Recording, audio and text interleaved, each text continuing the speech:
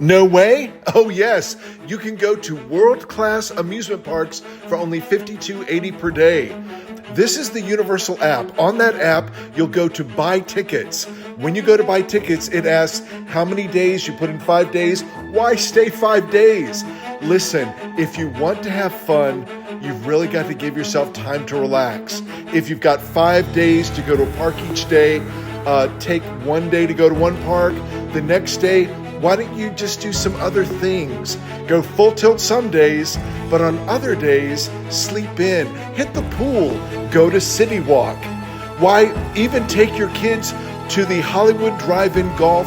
It's putt-putt golf. It's amazing. At some of the resorts, enjoy your resort. At Cabana Bay, for example, they've got a bowling alley and a lazy river. If you go for 5 days, you're going to be able to give yourself some time. You can go to one park all day. Other days, you can leave early, or you can just go for the evening. And just a reminder, the $52.80 tickets are for only one park per day. They are not park hopper passes.